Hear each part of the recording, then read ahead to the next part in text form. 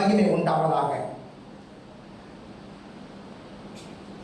இப்போ இந்த நாட்களில் இது கடைசி வாரமாக இருக்கிறது. இன்னும் யூத காலண்டர் படி 5 நாட்களில் இயேசு கிறிஸ்து சிலுவையினுடைய பாடுகளுக்கு உட்கால் அவர் கடந்து போகிறார். நம்முடைய காலண்டர் நம்ம பார்த்தோம் அப்படின்னா 6 நாள். அப்போது வருகிற வெள்ளிக்கிழமை ஆண்டவராகிய இயேசு கிறிஸ்து நமக்காக சிலுவையிலே தம்மை தாமே ஒப்பு கொடுப்பதற்கு முன்பாக அவர் எருசலேமுக்கு வரார். முதல்ல என்ன பண்றாரு? எருசலேமுக்கு வருகிறார். அந்த எருசலேமுக்கு வருகிறதான அந்த சம்பவங்களை 4 சுவிசேஷங்களில் நாம் பார்க்க முடியும். மத்தேயு சுவிசேஷம் 21ஆம் அதிகாரம் 1 முதல் 13 வசனங்களை நாம் வாசிக்கும் பொழுது அந்த இடத்துல வாசியுங்கள். மத்தேயு சுவிசேஷம் 21ஆம் அதிகாரம் 1 முதல் 13 வசனங்கள். அவர்கள் எருசலேமுக்கு சமீபமாய் சேர்ந்து ஒலிவ மலைக்கு அருகான பெத்பகேக்கு வந்தபோது இயேசுவானவர் சீஷரில் 2 பேரை நோக்கி, உங்களுக்கு எதிரே இருக்கிற கிராமத்துக்கு போங்கள். போன உடனே அங்கே ஒரு கழுதையையும் அதனோடு ஒரு குட்டியும் கட்டியிருக்க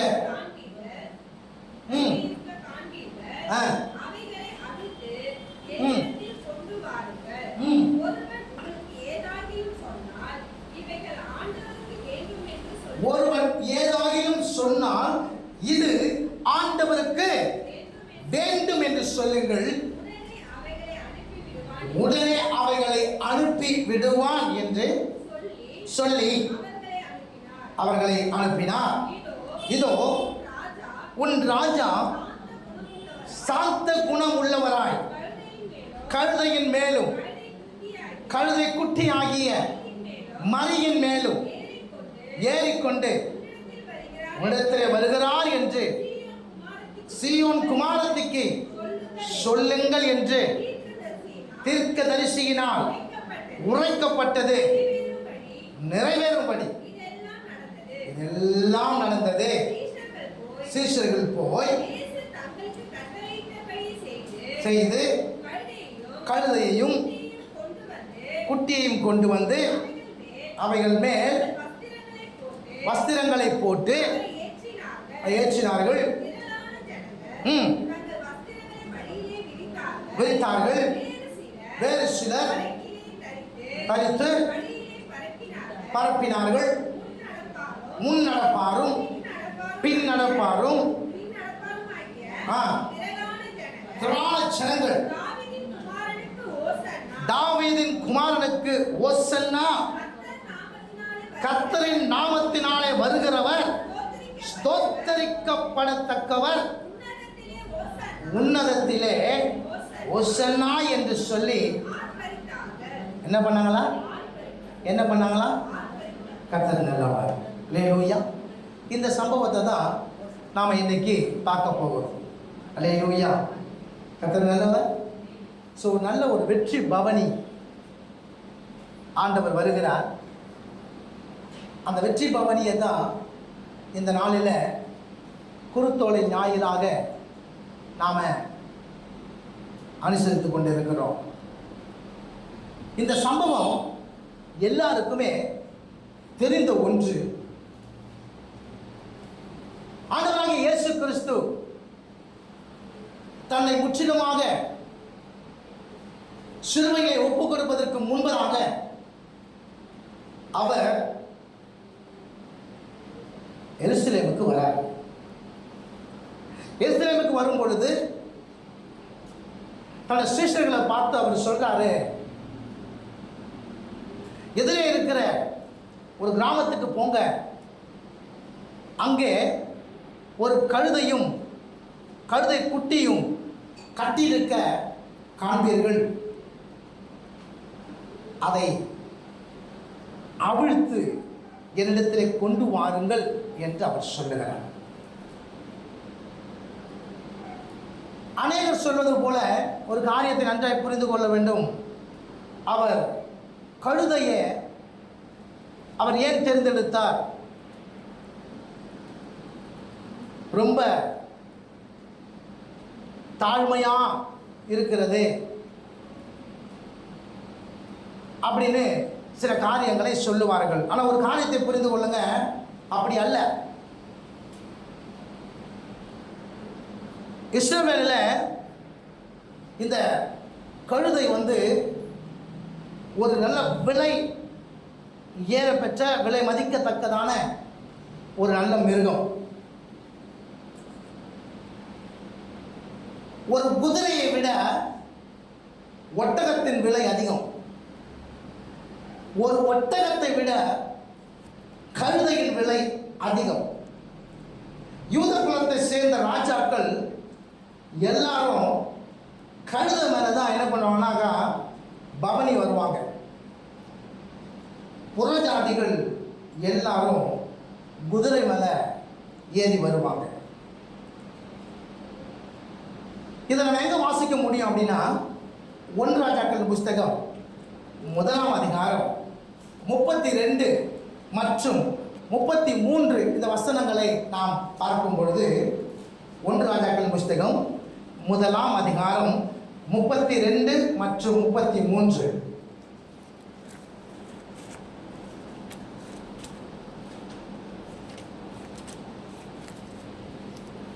வாசிங்க. 1 ராஜாக்கள் 1ஆம் அதிகாரம். பின்பு தாவீது ராஜா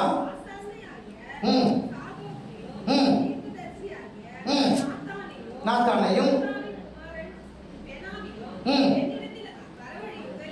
வரவழைங்க என்றார். முன்பாக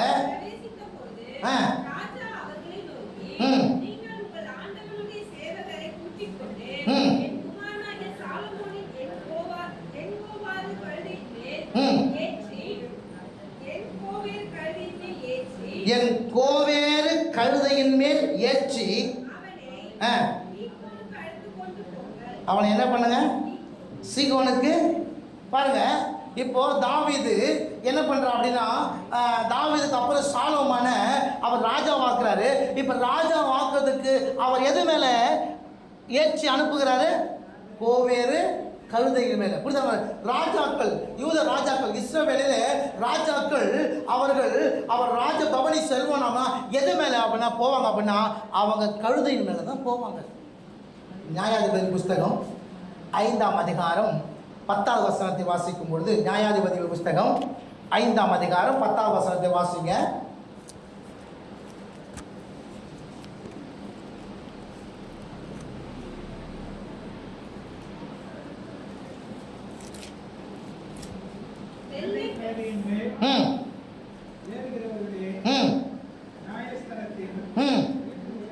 வெள்ளை கழுதைகளின் மேல் ஏறுகிறவர்களே, நியாயஸ்தலத்தில் வீற்றிருக்கிறவர்களே, வழியில் நடக்கிறவர்களே, இதை அப்போ எதுனா இப்போ நியாயாதிபதியாக இருந்தாலும் சரி, அவன் ராஜாவாக இருந்தாலும் சரி, இப்போ பாருங்க அவன் ஏறி செல்வது எது அப்படின்னா அந்த கழுதையின் மேலே தான். எது மேலே தான்? அப்போ அந்த கழுதையின் மேலே பவனி வருவது தாழ்மையின் அடையாளம் இல்லை, அது மேன்மையின் அடையாளம். அல்லேலூயா. அது என்ன அடையாளம்? மேன்மையின் அடையாளம். அப்போ ஆண்டவராகிய இயேசு கிறிஸ்து இப்போ கழுதையின் மேலே அவர் பவனி வருகிறார் என்றால் நல்லா புரிந்து கொள்ளுங்க, அது தாழ்மையின் அடையாளம் அல்ல, அது ஒரு மேன்மையின் அடையாளமாக இருக்கிறது. ஆமென். இப்போ அவர் சொல்றாரு என்ன அப்படின்னாக்கா, அந்த சீஷர்கிட்ட போய் சொல்றாரு, எதிரே இருக்கிற கிராமத்துக்கு போங்க. நீங்க போய் என்ன பண்ணுங்க, அங்க ஒரு கழுதை கட்டி இருக்கும், கழுதையும் கழுதை குட்டியும் பார்ப்பீங்க. அதை ரெண்டையும் என்ன பண்ணுங்க, நீங்க அவிழ்த்து கொண்டு வாங்க என்று அங்கே சொல்லுகிறார். அல்லேலூயா. இது இப்ப சொன்ன ஒரு காரியம் அல்ல, இது ஏற்கனவே தீர்க்கதரிசனமாய் சொல்லப்பட்ட ஒரு சம்பவம். சகரியாவின் புஸ்தகம் 9ஆம் அதிகாரம் 9ஆம் வசனத்தை அங்கே பார்க்கும் பொழுது வாசிங்க. சகரியாவின் புஸ்தகம் பழைய ஏற்பாட்டிலிருந்து வாங்க, அப்ப ஈஸியா இருக்கும் உங்களுக்கு. மல்கியா கொண்டு சகரியா 9:9.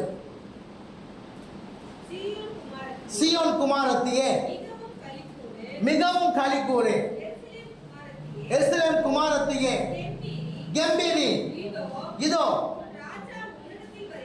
ராஜா உன்னிடத்தில் வருகிறார், அவர் நீதி உள்ளவரும் ரட்சிக்கிறவரும் தாழ்மை உள்ளவரும்,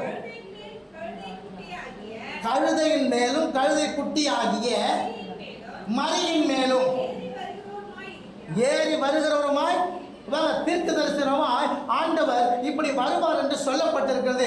இதோட நிறைவேறுதல நீங்க பார்க்கும்போது மத்தேயு சுவிசேஷம் 21ஆம் அதிகாரம் 4ஆம் வசனத்தை வாசியுங்கள். மத்தேயு சுவிசேஷம் 21:4.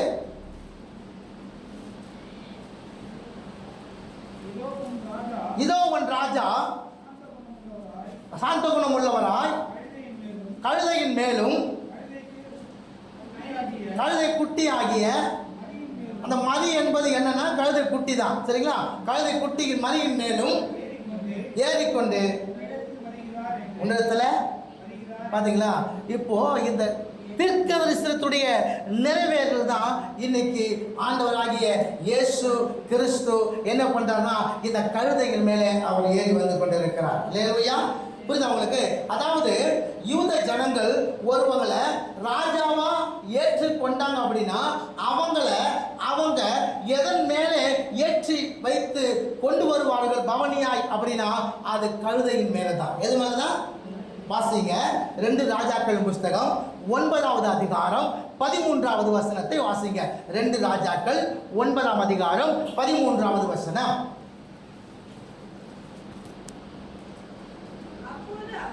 அப்பொழுது அவர்கள்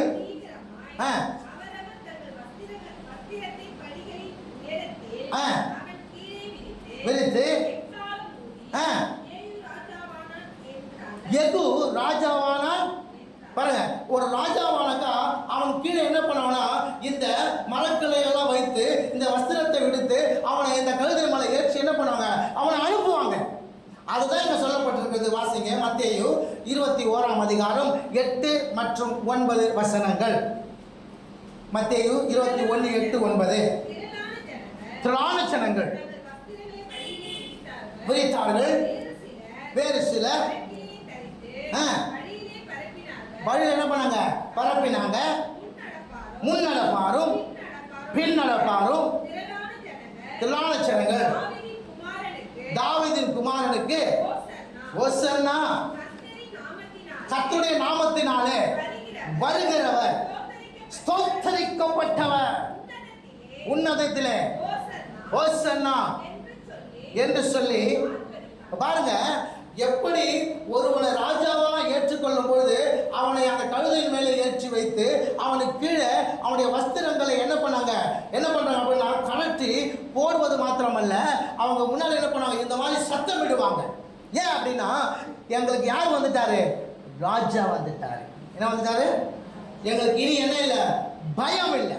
காரணம் என்ன, எதிரிகளிடத்திலிருந்து எங்களை காப்பாற்றி எங்களை என்ன பண்ணுவாரு, எங்களை சந்தோஷமாக எங்களை சமாதானமாக எங்களை பார்த்து கொள்வதற்கு எங்களுக்கு யார் வந்தாச்சு, ஒரு ராஜா வந்தாச்சு என்று சொல்லி எப்படி எகுவை அவங்க வைத்து அவங்களை ஆர்ப்பரித்தார்களோ, எகுவுக்கு எப்படி அவர்கள் மரியாதை செய்தார்களோ அதே போல பாருங்க இங்க இஸ்ரவேலின் ராஜாவாக யாரை ஏற்றுக்கொண்டாங்க அப்படின்னா இயேசுவை ஏற்றுக்கொண்டாங்க. இல்லையா? அதாவது எகிப்தில் 400 வருஷம் அவங்க அடிமையாக இருந்தாங்க. இப்போ அடிமையாக இருந்த அவர்களை கர்த்தர் மீட்டு வெளியே கொண்டு வருகிறார். என்ன பண்றாரு, கர்த்தர் என்ன பண்றாரு, மீட்டு வெளியே கொண்டு வருகிறார். வெளியே கொண்டு வந்த அவர்களை கர்த்தர் ஒவ்வொரு காலகட்டத்தில் ஒவ்வொருவர் மூலமாக கர்த்தர் அவர்களை நடத்தினார். மோசேயின் மூலமாக நடத்தினார், யோசுவாவின் மூலம் நடத்தினார், அடுத்தது நியாயாதிபதிகள் மூலமாக நடத்தினார், அப்புறம் ராஜாக்கள் மூலமாக நடத்தினார், அதுக்கப்புறம் தீர்க்கதரிசி மூலமாக நடத்தினார். இப்படி ஒவ்வொரு முறையும் ஒவ்வொரு காலகட்டத்திலும் தன்னுடைய ஜனங்களை கர்த்தர் கிருபையாக வழிநடத்தினார். இப்போ எகிப்தில் அடிமைப்பட்டிருந்த அவங்க மீட்டு வெளியே வந்தாங்க. வெளியே வந்த அவங்க கர்த்தரை சரியா நம்பாம, கர்த்தரை விசுவாசிக்காம, கர்த்தருடைய பாதையில் நடக்காம, கர்த்தருக்கு கோபம் ஊட்டி அவர்கள் என்ன செய்தார்கள்னா, கர்த்தருடைய வழியை விட்டு அவர்கள் விலகி போகும்போது அவர்கள் பாபிலோன தேசத்தார நேபுகாத்நேச்சாரால அவர்கள் மறுபடியும் சிறை கொண்டு போகப்பட்டார்கள். இப்போ அங்கிருந்து விடுதலையாகி வெளியே வந்தாங்க. வெளியே வந்தவங்க இப்போ என்ன ஆயிட்டாங்க அப்படின்னா, ரோமர்கிட்ட அடிமையாயிட்டாங்க. எங்கே போயிட்டாங்க? பார்வோங்கிட்ட இருந்தாங்க, பாபிலோன்கிட்ட போனாங்க. பிற்பாடு இப்போ எங்கே வந்துட்டாங்க அப்படின்னா, ரோமர்கிட்ட அடிமையாக வந்துட்டாங்க. இப்போ ரோமர்கிட்ட இவங்க அடிமையாக இருக்கும்போது இவங்க கிட்டேருந்து விடுதலை ஆக்கி, இந்த ரோம சாம்ராஜ்யத்துக்கிட்டேருந்து தன்னை விடுதலை ஆக்கி தங்களுக்கு ஒரு ராஜ்யத்தையும் தங்களுக்கு நாட்டையும் அவர்களுக்கு கொடுத்து சமாதானமாய் எங்களை மீட்டெடுக்க ஒரு ராஜா வருவார் என்று நினைத்து கொண்டிருக்கும் போது இவர் செய்த அடையாள அற்புதங்கள், இவர் செய்து காண்பித்த மகிமையான காரியங்கள் எல்லாவற்றையும் பார்த்து இப்போ இவங்களுக்கு ஒரு சந்தோஷம் வந்துருச்சு. யார் எங்களுக்கு வந்துட்டா? ஒரு ராஜா வந்துட்டான் அப்படின்னு நினச்சி என்ன பண்ணுறாங்க அப்படின்னா, இப்போ ஆண்டவரை இயேசுவை அந்த கழுதை மேலே உட்கார வச்சு என்ன பண்ணுறாங்க அப்படின்னா, ஆனால் புரிந்து கொள்ளுங்க, ஒருத்தர் போட்டுனது சட்டைக்கு கழட்டி கீழே போடுறான் அப்படின்னா, வஸ்திரத்தை போடுறான் அப்படின்னா, அவன் எந்த அளவுக்கு உணர்ச்சி வசப்பட்டிருப்பான்னு நினச்சி பாருங்கள். அவன் எந்த அளவுக்கு பாதிக்கப்பட்டிருப்பான்னு நினச்சி பாருங்கள். புரியுதா உங்களுக்கு? இப்போ நமக்கு பிடிச்ச தலைவர்கள் நமக்கு பேசும்பொழுது நம்ம அறியாமையே நமக்கு ஒரு வீரம் வரும். பார்த்தீங்களா? வருமா வராதா? ஒரு தெம்பு வரும். என்ன அப்படின்னா, கடவுளை என் தலைவன் வந்துட்டான் அப்படி சொல்கிறல. இப்போது அந்த தலைவர்களை காட்டிலும் இயேசு பெரியவராக இருக்கிறார். அல்லேலூயா. புரியுது உங்களுக்கு? இதுவரைக்கும் ரோம சாம்ராஜ்யத்துக்கிட்ட அடிமைப்பட்டு இருக்கிற அவர்களுக்கு விடுதலையை வாங்கி கொடுக்கும்படியாக யார் வந்திருக்கிறது? இயேசு வந்துட்டான்னு சொல்லி எல்லாரும் சந்தோஷத்தில் என்ன பண்ணாங்க அப்படின்னாக்கா, எல்லாரும் பின்னாடி போகிறாங்க. வேத பண்டிதர்கள் என்ன சொல்கிறாங்க? சுமார் 2.5 லட்சம் பேர் இயேசு பின்னாடி போகிறாங்க. எவ்வளோ பேர்? அப்போ பரிசேயர் வேத பாடலாம் பார்த்துருப்பாங்கல்ல? பார்த்துருக்க மாட்டாங்க. பார்த்துட்டு அவங்க என்ன பண்ணியிருப்பானுங்க, இப்போ இவன் பின்னாடி இவ்வளோ கூட்டம் போக ஆரம்பிச்சிருச்சு, இப்போது இவன் சொல்கிறது தான் சட்டமாகும் போது அப்படி நம்ம பயந்துருப்பாங்களா? பயந்துருக்க மாட்டாங்களா? கண்டிப்பாக பயந்துருப்பாங்க. எல்லாருக்கும் ஒரு பயம் உண்டாயிடுச்சு. காரணம் என்ன? இயேசுவின் பின்னாடி அவ்வளவு ஜனங்கள் கடந்து போகிறாங்க. அல்லேலூயா. இப்போ கடந்து போகிறவர்கள் என்ன சொல்லி அவர்கள் ஆர்ப்பரித்தார்களா? ஓசன்னா ஓசன்னா என்று சொல்லி ஆர்ப்பரித்தார்கள். அல்லேலூயா. ஓசன்னா என்ன அர்த்தம் தெரியுமா? ஓசன்னா என்ன அர்த்தம் தெரியுமா?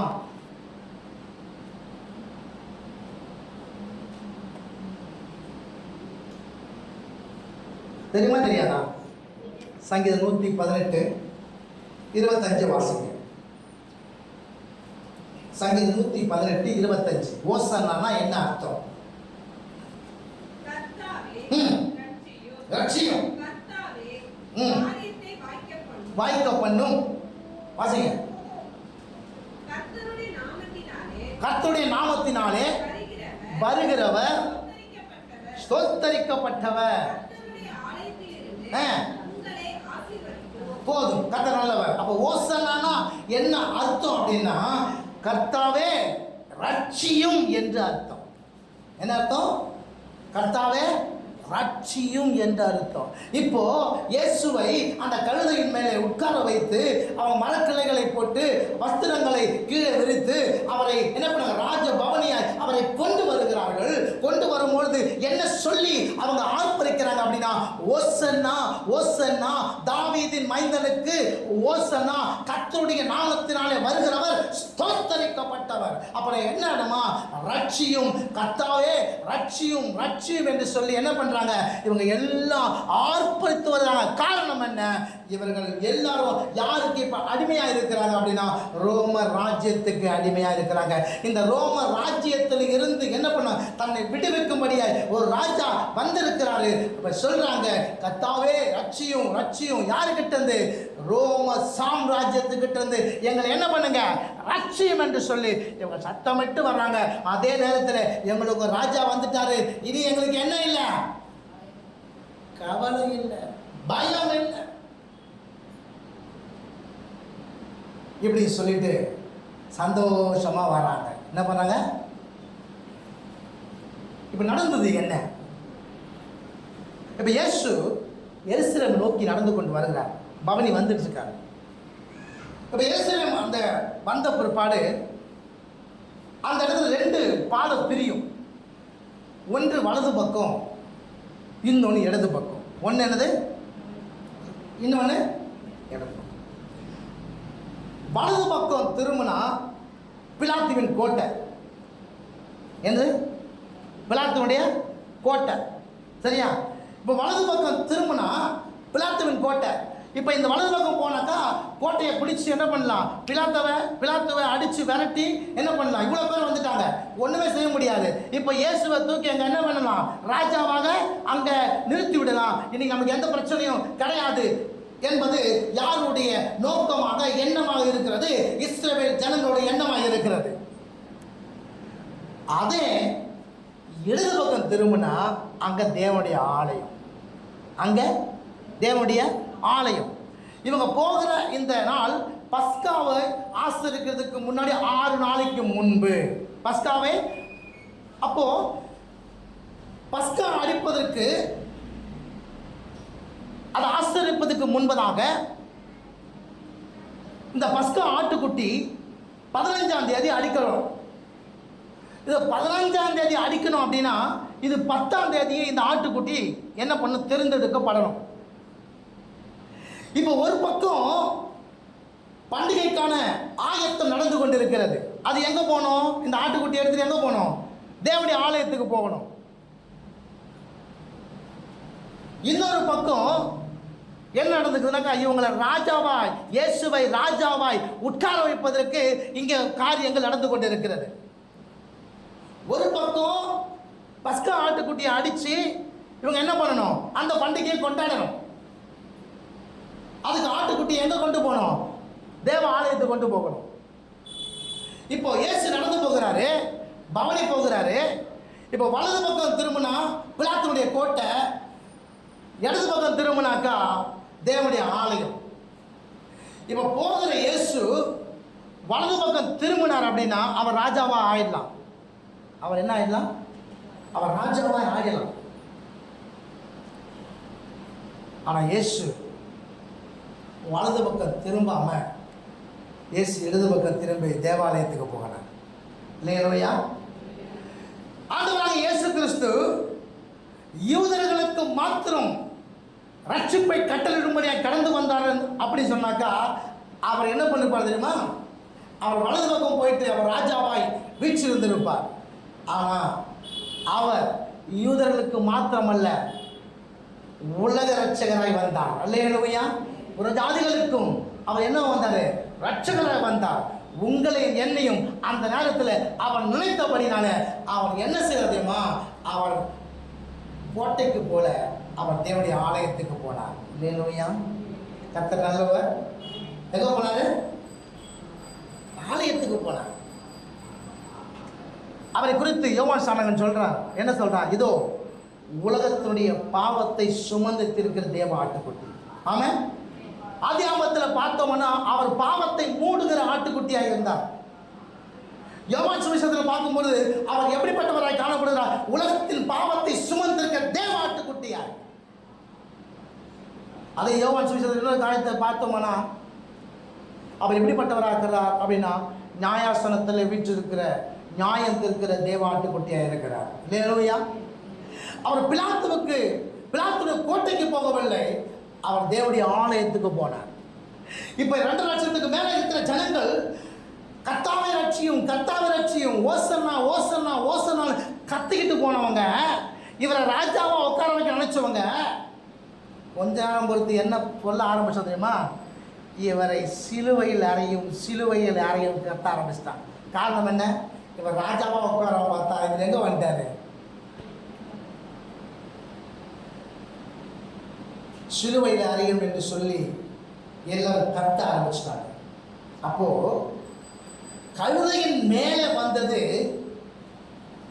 வெற்றி பவனி அல்ல, சிலுவையின் மேல் வந்தது தான் வெற்றி பவனி. அல்லேலூயா. கழுதையின் மேல் வந்தது வெற்றி பவனி அல்ல, சிலுவையின் மேல் வந்தார். பார்த்தீங்களா? இது தாங்க வெற்றி பவனி. வாசியுங்கள் கொலோசியர் 2ஆம் அதிகாரம் 14 மற்றும் 15 வசனங்கள். கொலோசியர் 2ஆம் அதிகாரம் 14 மற்றும் 15.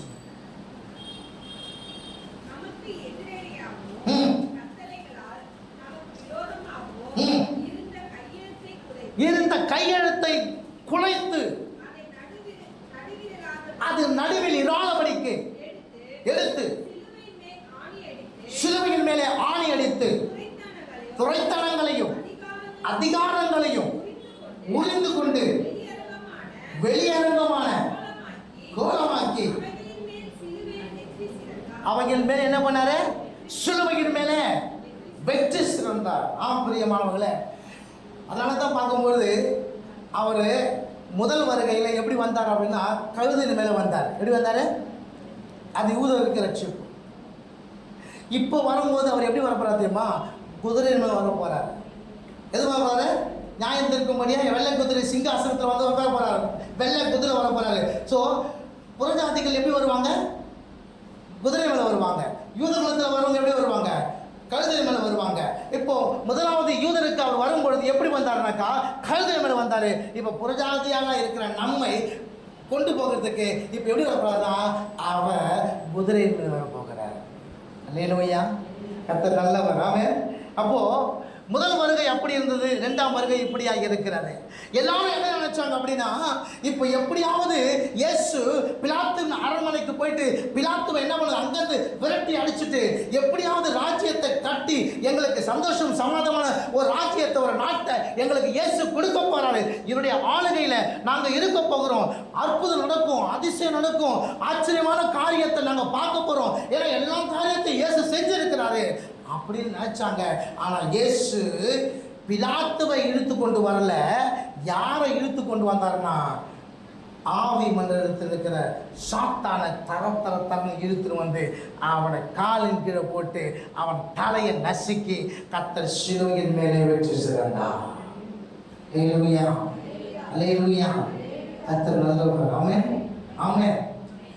அவர் ஊழியத்துடைய ஆரம்பத்தில் யோவான் சுவிசேஷம் 2ஆம் அதிகாரம் 3ஆம் வசனத்தில் பார்க்கும் பொழுது 4ஆம் வசனத்தில் பார்க்கும் பொழுது அங்கே தன் தாயாகிய மரியாளிடத்தில் சொல்றாரு, என் வேலை இன்னும் வரவில்லை. என்ன சொல்றாரு? யோவான் 2ஆம் அதிகாரம் 4ஆம் வசனத்தில் என்ன சொல்றாரு? என் வேலை இன்னும் வரல. ஆனா இப்போ ஆண்டவர் சொல்றாரு, யோவான் சுவிசேஷம் 12ஆம் அதிகாரம் 23ஆம் வசனம் சொல்றாரு, என் வேலை வந்தது என்று சொல்லுகிறார். அல்லேலூயா. அந்த ஊழியத்தின் துவக்கத்தில் ஆண்டவர் சொல்றாரு, என் வேலை இன்னும் வரல.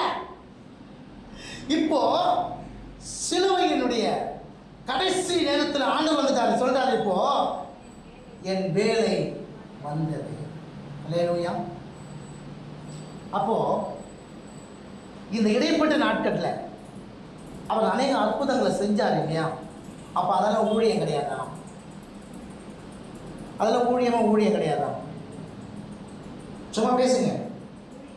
ஊழியம் இல்லையா? ஊழியம் தானே. அதெல்லாம் சாம்பிள் தான். அதெல்லாம் என்னது? சாம்பிள் தான். சிலுவைக்கு அப்புறம் செய்ய போகிற ஊழியம் தான் மகிமையான ஊழியம். அல்லேலூயா. அதனால சொல்றேன், கழுதையின் மேலே வெற்றி கோவன் வந்தார் பார்த்தீங்களா? அது வெற்றி பவனி அல்ல. சிலுவையின் மேலே வந்தார் பார்த்தீங்களா, அதுதான் வெற்றி பவனி. அல்லேலூயா. என்னைக்கு சிலுவையின் மேலே ஏறி வந்தாரோ அதான் வெற்றி பவனி. அதான் உங்களுக்கு எனக்கும் பெரிய ரட்சிப்பு. இப்போ அதுக்கு முன்னாடி செய்த எல்லா காரியமும் அது எப்படி நம்ம வெறும் சாம்பிள் தான். மரித்த லாசருவை உயிரோடு எழுப்பினது, பானையில் இருந்த மகனை உயிரோடு எழுப்பினது, கூடருடைய கண்களை துறந்தது, செவிடுடைய செவிகளை திறந்து வைத்தது, திமிர்வாதக்காரனை சொஸ்தப்படுத்தினது, பிசாசு பிடித்தவர்களை விடுதலை ஆக்கினது. இது எல்லாமே அது சாம்பிள். ஆனால் சிலுவைக்கு அப்புறம் தான் அவர் செய்ய போகிற ஊழியங்கள்லாம் பயங்கரமாக இருக்கும். அல்லேலூயா. ஆமென். ஆனால் அந்த ஊழியத்தை அவர் செய்யாமல், சொல்லுங்க, யார் செய்யாமல்? இயேசு செய்யாமல் அந்த ஊழியத்தை நம்மகிட்ட கொடுத்துட்டார். அல்லேலூயா. வாசிங்க யோவான் 12ஆம் அதிகாரம் 14வது வசனம். யோவான் சுவிசேஷம் 14வது அதிகாரம் 12வது வசனம். அல்லாமலும் மறுநாளிலே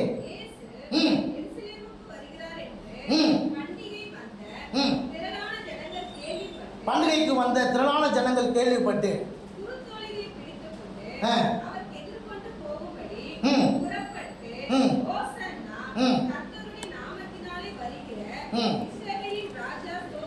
மா 14:12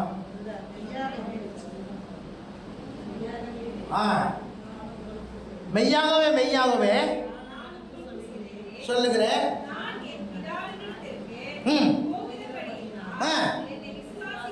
என்னை விசுவாசிக்கிறவன் நான் செய்கிற நான் செய்கிற கிரிகளை தானும் செய்வான், இவைகளை பார்க்கிலும் பெரிய கிரியைகளை செய்வான். அல்லேலூயா. கர்த்தர் நல்லவர். ஆமென். புரியுது அவங்களுக்கு? சிலுவைக்கு பின்பாடு அவரை ஊழியத்தை என்ன பண்ணாதுமா, உங்கள் கையில் என் கையில் கற்று கொடுத்துட்டு போயிட்டார். அல்லேலூயா. அவர் சிலுவைக்கு முன்னாடி செய்த காரியங்களை விட சிலுவைக்கு அப்புறம் நீங்கள் நானும் செய்ய போகிற காரியங்கள் பயங்கரமாக இருக்கும். அது பெரியவைகளாக இருக்கும். அல்லேலூயா. அல்லேலூயா. கர்த்தர் நல்லவர். சிலுவைக்கு முன்னாடி அந்த கழுதை மேலே அவர் உட்காரும் பொழுது அவங்க எல்லாரும் சொன்னாங்க, ஓசன்னா ஓசன்னான்னு சொன்னாங்க. ஓசன்னா என்ன அர்த்தம்? கர்த்தாவே ரட்சியும். ஓகேவா? ஆனால் இப்போ நம்ம என்ன கூப்பிடணும்? வெளிப்படுத்துகிற விசேஷம் 7ஆம் அதிகாரம் 9-10 வாசிங்க. வெளிப்படுத்துகிற விசேஷம் 7ஆம் அதிகாரம் 9-10. நான் பார்த்தபோது இதோ சகல ஜாதிகளிலும் கோத்திரங்களிலும் ஜனங்களிலும் பாஷக்காரரிலும் ஒருவரும் என்ன கூடாததுமான கூட்டமாகிய ஜனங்கள் தரித்து குறுந்தோலையை பிடித்து சிங்காசனத்துக்கு முன்பாகவும் ஆட்டுக்குட்டியானவருக்கு முன்பாகவும் நிற்க கண்டேன். அவர்கள் மகா சத்தமிட்டு ரட்சிப்பின் மகிமை சிங்காசனத்தின் மேல் வீற்றிருக்கிற எங்கள் தேவனுக்கும் ஆட்டுக்குட்டியானவருக்கும் உண்டாவதாக என்று ஆர்ப்பரித்தார்கள். அல்லேலூயா. இப்போ சிலுவைக்கு முன்னால கர்த்தாவே ரட்சியும். சொல்லுங்க. சிலுவைக்கு முன்னாடி ரட்சியும், சிலுவைக்கு பின்னாடி என்ன சொல்லி கூப்பிடுறோம் அப்படின்னா, எங்களை ரட்சித்த எங்கள் தேவனுக்கு மகிமை உண்டாவதாக. அல்லேலூயா. சிலுவைக்கு முன்னாடி கர்த்தாவே ரட்சியும், சிலுவைக்கு பின்னாடி எங்களை ரட்சித்த எங்கள் தேவனுக்கு மகிமை உண்டாவதாக. ஆமென். அல்லேலூயா. கர்த்தர் நல்லவர். ஆமென். புரியுதா உங்களுக்கு? ஸோ அவன் கழுதை மேலே அவன் வந்தது நம்ம ரட்சிக்க, சிலுவைக்கு பின்னாடி சிலுவை மேலே ஏறினது நம்மை ரட்சித்து அவனோடு கூட நித்திய காலமாய் உட்கார வைக்க. அல்லேலூயா. இப்போ அந்த ஊழியத்தை ஆண்டவர் நமக்கு கொடுத்துட்டார். ஆமென். வாசிங்க.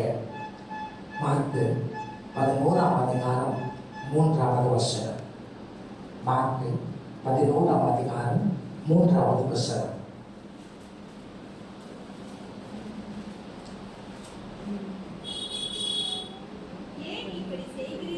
ஏன் இப்படி செய்கிறீர்கள் என்று ஒருவன் உங்களிடத்தில் கேட்டால், இது யாருக்கு வேணுமா? அல்லேலூயா. நீங்கள் நான் யாருக்கு வேணும்? ஆண்டவருக்கு வேணும். ஒரு நாள் நாம் கட்டப்பட்டிருந்தோம், பாவத்தின் கட்டுகளை கட்டப்பட்டிருந்தோம், பிசாசின் பிடியில கட்டப்பட்டு இருந்தோம். எப்படி போவது என்று தெரியாம இருவழி சந்தில நின்றிருந்தோம். இன்னைக்கு கர்த்தர் நம்ம ரட்சித்து நம்முடைய கட்டுகளை கட்டவிழ்த்து நம்மை கொண்டு வந்திருக்கிறார். எதற்கு அப்படின்னா, நீங்க நான் ஆண்டவருக்கு தேவை. நீங்க நான் யாருக்கு தேவை? ஆண்டவருக்கு தேவை. அதனால அதை மனதில் வைச்சு அன்னைக்கு கழுதை மேலே வரும்பொழுது ரட்சியும் என்று சொன்னாங்க. நீங்க சிலுவையின் மேலே ஏறின பிற்பாடு அந்த ரட்சிப்பு உங்களுக்கு எனக்கு கடந்து வந்துருச்சு. இதுக்கப்புறம் ரட்சியம் என்று சொல்ல தேவையில்லை. ரட்சித்த தேவனுக்கு ஸ்தோத்திரம் உண்டாவதாக என்று சொல்லி உன்னை அர்ப்பணிப்பு என்று சொன்னால் உன்னிலே கர்த்தர் மகிமையாய் வெளிப்படுவார். அல்லேலூயா. அந்த யோவானில் வாசித்தது போல அவர் செய்த கிரியும் நீங்க செய்வீங்க, அதை காட்டிலும் மேலான காரியத்தை நீங்க செய்வீங்க. அல்லேலூயா.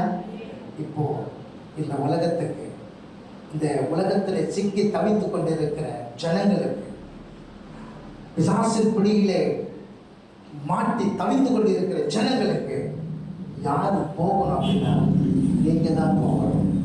யார் தான் போகணும்? நீங்க போகணும். உங்கள் மூலமாய் கர்த்தர் வெளிப்பட்டு அவர்களை கர்த்தர் விடுதலையாக்குவார். அல்லேலூயா.